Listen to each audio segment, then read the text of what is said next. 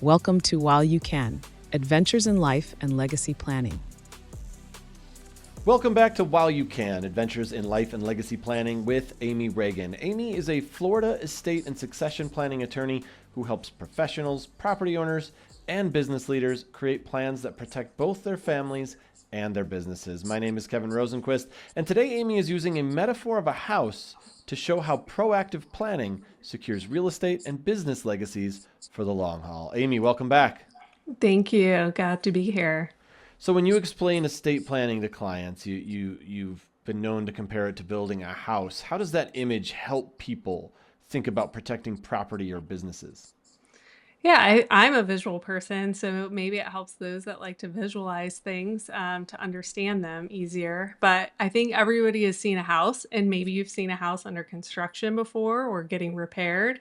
We won't say the H hurricane word in Florida, but we can imagine what it's like to build a house. So you have a foundation. You want that to be a sturdy, stable foundation. And it's very basic. We don't want to live with just the foundation. Of course, Mm-hmm. we want to have walls. We want to keep the elements out, want a roof. We might have some pets or other things that we want to protect, keeping a fence around it.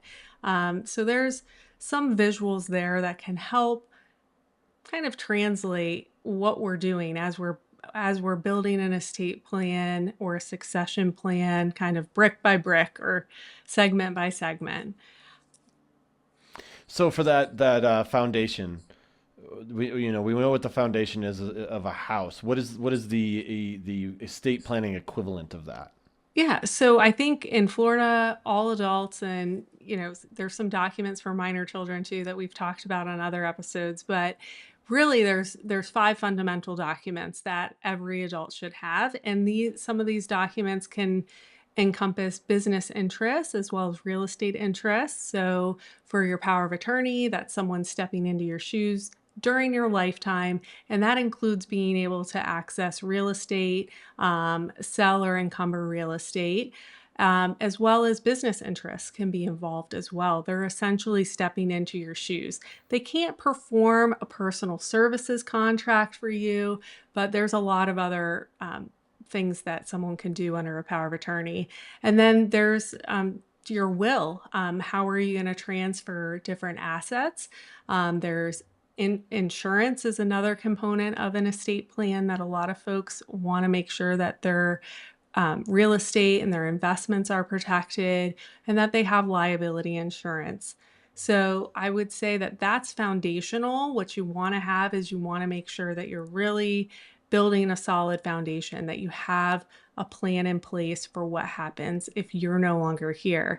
A business owner, especially a closely held small business, what does that entail from a very basic standpoint?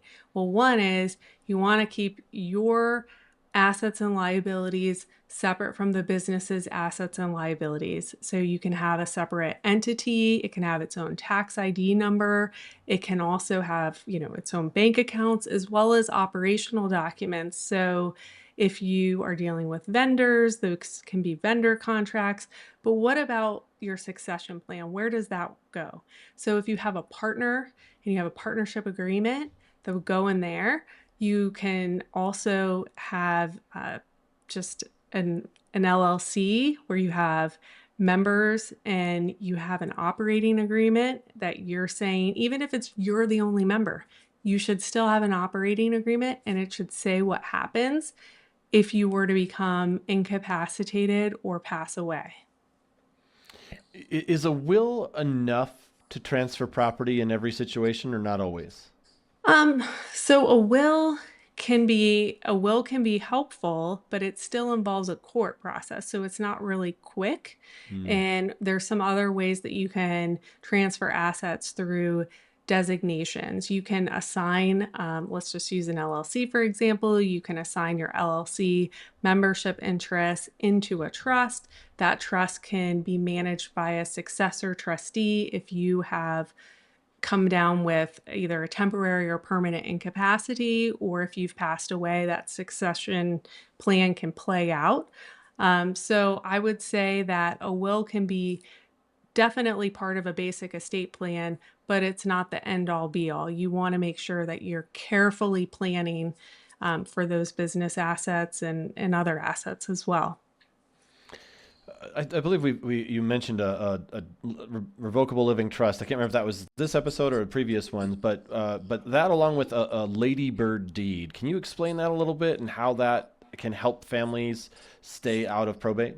Sure. So if you have very modest assets and you don't want to bother with a trust and you feel that you have all of your beneficiaries designated on whether it's retirement accounts, bank accounts, and that everything's going to seamlessly transfer upon your passing, and you're worried about just your real estate, you can use a ladybird deed.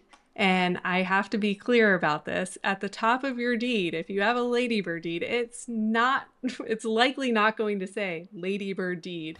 It's more of a stylistic term. But what it is and what it might say at the top of your deed is that it is an enhanced life estate. And that means that if I create one for myself, I have an enhanced life estate. That means that as long as I'm alive, and I own that property, I can buy or I can get a mortgage on it, I can lend against it, I can sell it, I can rent it, I can do whatever I would normally do with that home while I'm alive. And then when I pass away, the deed says what happens next. And what that person, if I name a person or if I have a trust, I name the trust, or even an entity, what that remainder interest and what that remainder person would do is they would take my death certificate to the county, and that deed would already be recorded, and they would then get an updated deed that just has them. And it is effective upon the passing. So if that person is alive, so if I say I want to leave it to my brother and my brother's alive, he's it happens automatically. He doesn't need to necessarily go to court to have this transferred. And so that's a really helpful, simple, straightforward estate planning tool. Is it for everyone? No, it's not for everyone. And there are alternatives. So you could put real estate into a trust. You can put even homestead real estate into a trust and maintain those homestead protections, like your property tax exemption amount for homestead ownership. You can put rental real estate into a ladybird deed and have it go into your trust upon your passing. And there can be different reasons why someone might use that tool rather than an outright transfer of that rental property into their trust right away. And that's something that I help clients weigh the different pros and cons and then make sure that the tools we're using, fit their design, if you will. Yeah, I'm curious about investors that might have multiple rental properties. Obviously, that adds a layer of complexity. What are some of the mistakes that you see most often with these people? Yeah. So if we're building the house, we've got our foundation. Now we're building the walls. We're keeping the core out whenever there's incapacity or death. So we're keeping the cord out of our lives. And that means less attorney's fees and less overall just distractions from what's most important to you and your loved ones. And what are common mistakes? Just taking kind of off the rack or off the cuff advice from somebody who is not in your state.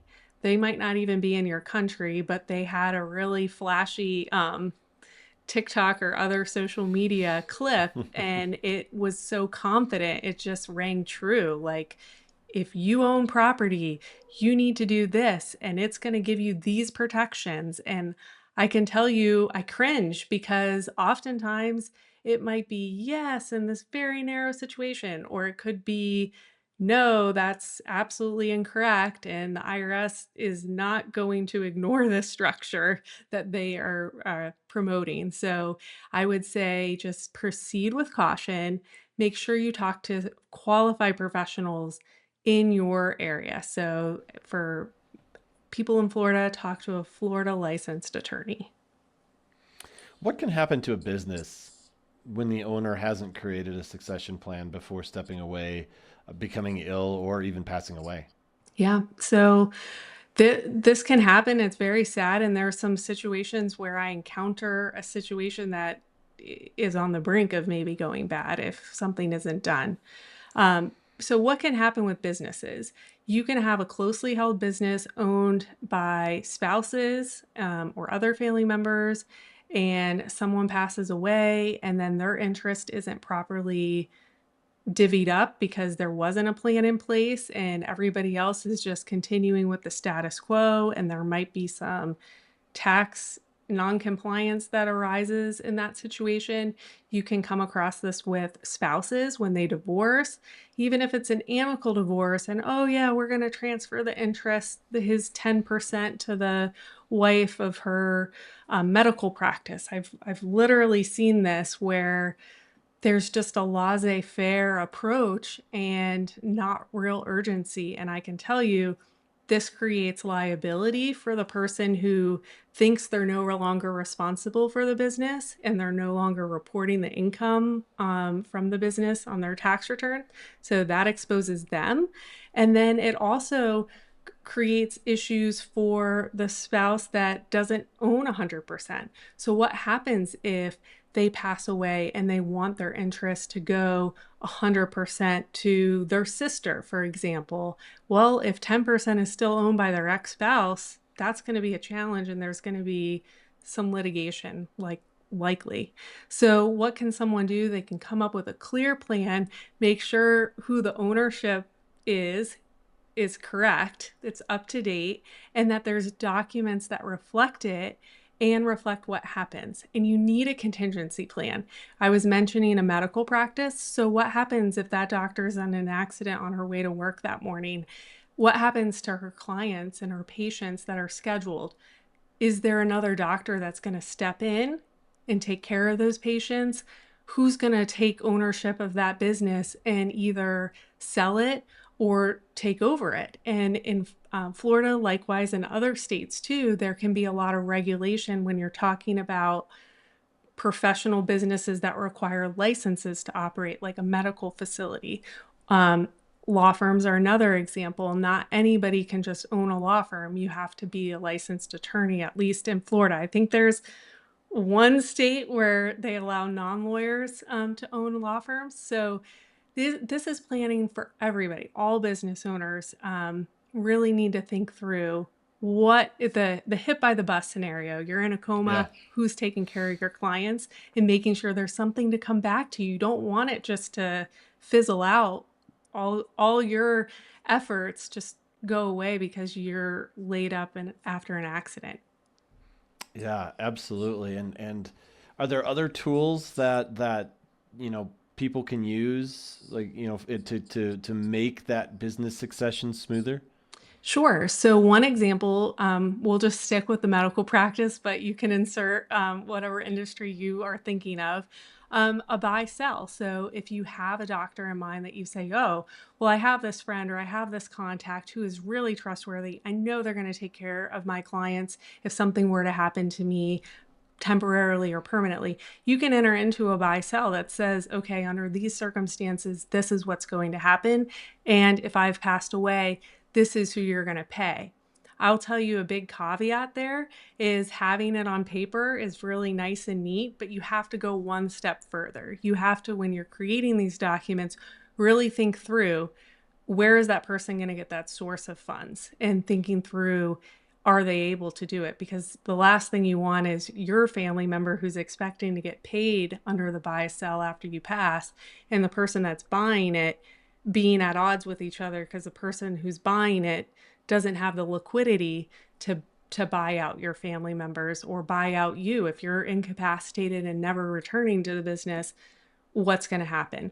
There's insurance policies and other techniques that can be used, but and we're getting a little more into advanced planning, but these are still really important things that small business owners do have to think through, because a lot of times that small business is not just supporting them, it's supporting other family members and employees and people they care about. Yeah, I feel like a lot of times we hear about when families don't plan properly, but in your experience, what is proper planning look like when protecting a family business or even a property?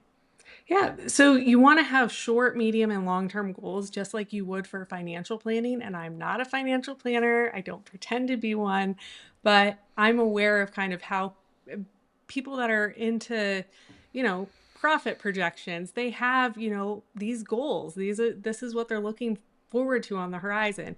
In estate planning, we're looking out to the horizon at the what ifs. Okay, what if everything does skyrocket and it does go great? Is there any type of estate and gift tax exposure and planning that we should be thinking about for the long term?